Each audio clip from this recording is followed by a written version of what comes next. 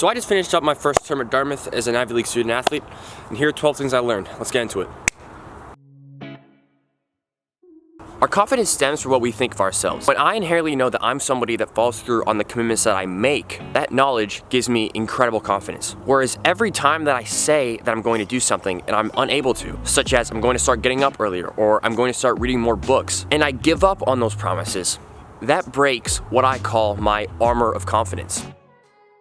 Every time I lie to myself and others about the things I'm going to do, that breaks my armor. So best believe that throughout my first term at Dartmouth, I learned very quickly the importance of keeping the promises that I make to myself. When you go to a place like Dartmouth, it's really easy to think and be in your own head about, oh man, everybody had the perfect GPA, everybody has their act together, everybody's so much smarter than I am. That's all a bunch of noise and it doesn't really mean anything. You know, on the surface, it's really easy to look like you're presentable and that you're smart and that you have your act together, but it's only when a little bit of adversity hits or that times are hard where your true character is revealed. And what you'll learn is that you're giving people too much credit for the amount of grit and the amount of depth that they actually have. It's only when you try and dig a little bit deeper that you understand that most people are just full of garbage. And so that should give you the confidence and the incentive to just focus on what you're doing and not worry about what other people think about you. So yeah, focus on what you're doing, realize that most people are just faking it, and take comfort and solace in that and use that to your advantage to just worry about what you're doing and not care about what other people think. So yeah, lesson 2, everybody's just faking it. Right when I got to college, I knew I was going to live my life a certain way. I knew that I wasn't going to partake in the normal college lifestyle. And I knew I was just generally going to stay true to myself. I very easily could have, developed a sense of anger and criticized and lampooned people that made different decisions than I did, but that's not right. And I learned very quickly that just because my lifestyle works for me doesn't mean that's going to work for other people, and that's okay. Marcus Aurelius says to be tolerant with others and strict with yourself. The only person that can truly tell me how I'm supposed to live my life is myself. And so therefore, it is not right for me to go on telling other people how they should live their own life. You are going to come across people that make different lifestyle choices than you. You're going to find people that don't view the world the same way that you do. And that's okay, and it's never your place to tell others how to live, just like you would resent if they did the same thing to you. So be tolerant with others, strict with yourself, and understand that people are going to have different approaches to life than you, and that is okay.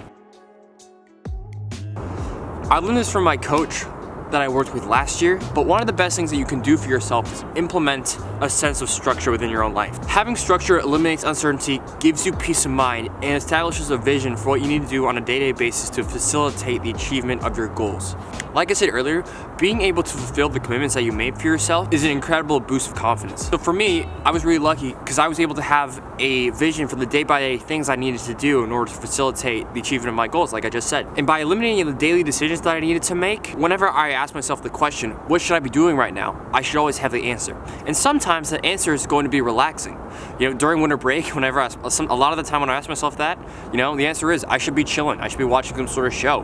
But that's better than saying I don't know. Uncertainty leads to anxiety, and we want to do as many things as possible to eliminate the anxiety you feel. Not knowing the answer to what should I be doing right now, like I said, it leads to uncertainty. And being able to eliminate that uncertainty is incredibly valuable. So, structure, structure, structure.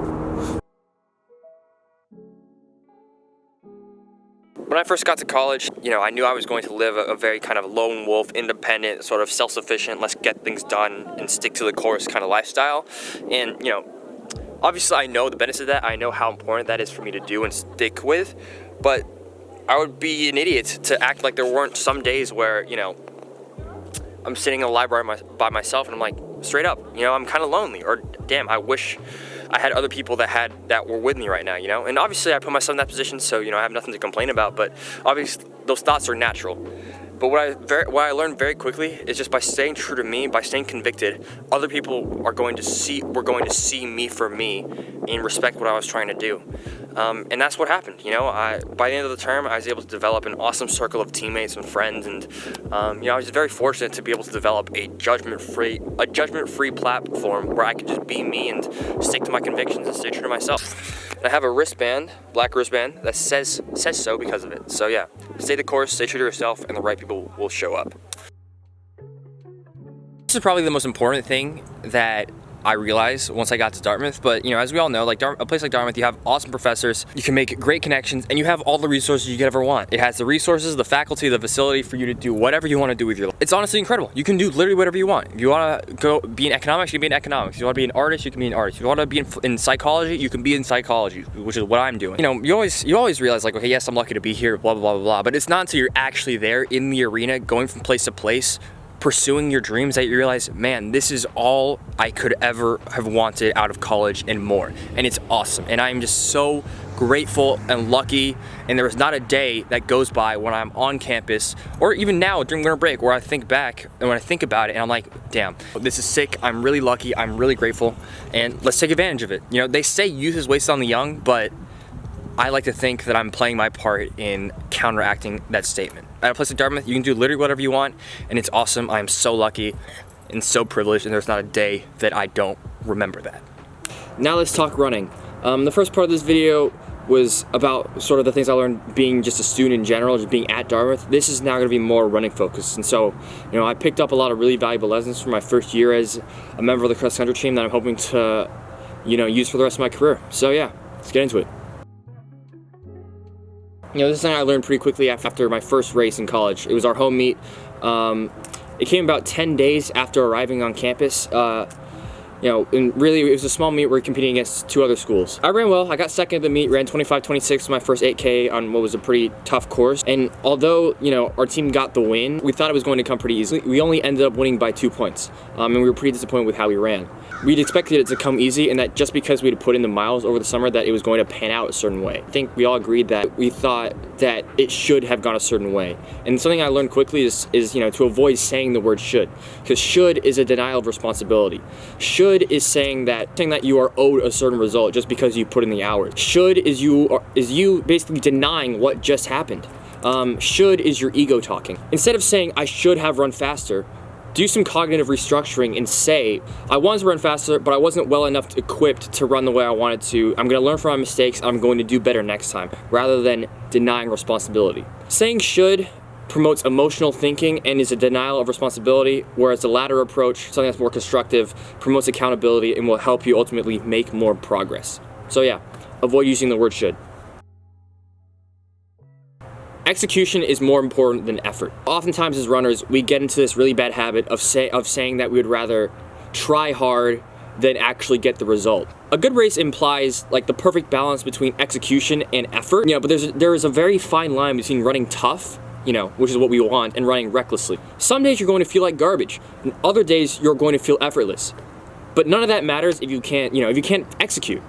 I learned this very quickly at my second meet, which was the New England Championships, which our team ended up winning. I went out really hard and felt like garbage after a mile and a half, but I still got the job done and helped our team win. I ran 25:05, got third on the team, was 10th overall, and team won. We were really happy. But during that moment, I could have very easily gotten to my head about, oh man, I feel like garbage, blah, blah, blah, blah, blah. But in that moment, executing was so much more important than how I felt, and I knew that, and thankfully I was able to execute. The key is being right in the middle of what my high school coach calls the execution zone, which is the balance between running hard and feeling good. The competition doesn't care about how good you feel or how garbage it was or whatever, all those sort of things. What matters is what place you get. What matters is your ability to execute. Run too hard and you're gonna blow up. Manage your energy and you won't tap into any of your potential. The balance is somewhere in the middle. Focus on racing well, not trying hard. How you executed is more important than how you felt, regardless of how good or bad that might have been. A week later, our team ran at the Nuttycombe Invite in Wisconsin. I had earned my spot on that team, and I was really excited for the opportunity, but I also knew that it was going to be a massive learning experience. I obviously knew how good the NCAA was, and I also knew that I've got a long way to go before being anywhere close to competitive in a race like that. But it isn't until you're shoveled out the back in 200th where that reality really dawns on you. Now, my strategy going in was to go out hard, work with my teammates, and obviously learn. But I really wasn't prepared for the moment at 5 or 6K where you feel terrible and you have to stay tough. It was the worst race of the season. I ran 25:45 after coming through 4K in 12:20. You know, obviously that means I ran, 13:25 for my last 4K, which is pathetic. And yeah, I mentally wasn't prepared to run that race, and I paid for it during the last part of it. It was a really hard pill to swallow, but it was also a reality check, an important one about the work that was necessary if I want to be good in the future. The NCAA is really, really good, and despite the disappointment I felt, it was a privilege to have been able to run in a race with guys like Cooper Tier, Charles Hicks, Wesley Kiptoo, guys of that caliber. Obviously, a race like that, my experience at Netikom put me in a pretty big mental hole. After a race like that, it's really easy for a lot of negative thoughts about your own running to seep in, such as, am I really cut out for this, or am I as good as I thought? Really, it just, it hurts your ego to get 203rd in a race like that. But, I've got to give myself a lot of credit. I knew that post Netikom, I was mentally fried and that I needed to do some serious work to get over that hump and feel fresh and mentally ready for HEPS, which was 2 weeks after Netikom. It took a lot of journaling and self-reflection, but it was the work necessary for me to feel confident once I stepped onto the line at HEPS. The best thing I feel like I did was differentiate between what was noise and what actually mattered. And luckily, I'd come across a Dustin Poirier interview that I listened before HEPS started, and one thing he says he does is that before every fight, he writes down the date, and then he draws 2 circles around it, one bigger than the other. Around the first circle, he writes down everything that he is able to control. His training, his diet, sleep, nutrition, his relationships, blah, blah, blah, blah, blah. And outside the second circle, he writes down everything that he can't control. What the critics say, how his opponent's training, factors that he has no control over. And so for me, making the distinction between the noise and the things that actually mattered really helped me think properly during the 2 weeks going into HEPS. And it meant that I spent less time thinking about the things that would negatively impact my mental state. And really what it helped me do was understand that once the gun went off at HEPS, that none of the noise mattered, that all that mattered was what I was doing right now in the present moment, which was focusing on racing well. And having this knowledge gave me a sense of calm, of solace, of inner peace, which ultimately allowed me to have a good race.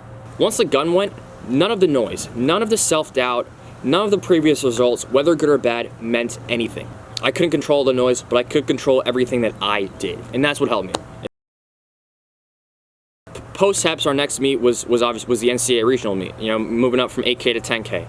I was excited. I was pretty excited for the opportunity. At the Northeast Regional, I ran 31:41 and got 45th, 4th guy on the team. But the problem was, if you would ask me what my goal was before the race, I would have said something process-based, like, Our team goal is to get top 5 in the region, so I'm going to focus on racing against jerseys that are going to help us do that. So I'm going to focus on staying relaxed, working with my teammates, and hopefully, we'll get the result that we want. Process-based approaches aren't the worst way of looking at it, and focusing on the process is definitely a good thing. But if you're too ingrained in the process and you lose grasp of the metrics, of the tangible measurements that come in running, such as time, place, so on, you will get lost in the shuffle, as my high school coach put it. Without having a concrete goal, it is really easy to get lost during a race. All you're thinking about is working with your teammates and staying relaxed. You're not going to care about the difference between 45th, which is what I got, and top 30, for example. Or without a concrete goal or a way to measure progress, you won't care about whether or not you're actually beating people or running faster. You'll just care about, focusing on the process, blah, blah, blah, blah, blah, which is all fun and which is all good. And it's important to have that sort of mindset. But also, like I just said, if you can't measure whether or not you're actually tangibly getting better, then what's the point? Yes, focusing on the process is good, but too much of it takes away from what running actually is, which is competing against the clock and against other people. Therefore, it's always essential to have goals, and it's really important to always keep your standards high. And hopefully, this is something I could bring into indoor and outdoor track and then into next cross-country season. And the last, and probably the most important / motivating thing that I learned during my freshman fall was that, you are so close. You just need to believe that you can actually get there. After all of my races, I always look at the TFRS account of, and it was really motivating for me to see that I've raced against guys that have run 4 minutes in the mile. I can compete with guys that have run 14 minutes in the 5K, 8, 10 in the 3K, and so on. Doing this is incredibly motivating. If I can compete with guys during cross country that have run fast on the track, then why can't I run fast on the track as well? Obviously, I don't want to get into this mindset of if this person can run 4 minutes, then so can I. Because nothing's guaranteed, and that's a terrible way of looking at things and completely discredits the work that person did. But also, why not? Why can't I run low 4 minutes in the mile? Why can't I run in the 8.0s in the 3K? Like I said, it is incredibly motivating. My point with all this is to say that, the difference between myself and the best guys in the NCAA or guys that have run 4 minutes or whatnot isn't something genetic that I will never be able to obtain. Sure, there are guys that are going to be better than me because they're naturally more talented than I am, but a lot of it comes down to the miles and miles that they've run that I haven't. The high caliber races that they've been able to experience that I haven't yet. It's the years of experience that they have that I don't, just because, you know, I'm 18 and I'm a freshman. Some of these guys I'm racing against are 25. You can either look at that as something to be intimidated by, as in, you know, oh man, that's so much work, I don't know if I am capable of doing it, or hell yeah, focus on doing the work and you can get there as well. There's two sides of that coin. You can either be intimidated by the amount of work that it's going to take, or you can be excited and motivated. And I know which way I'm choosing to go. I keep it humble so you can have a good time. I keep it light so you can have a little shine. And I sleep at night just fine. I tried to be kind, now I'm speaking my mind.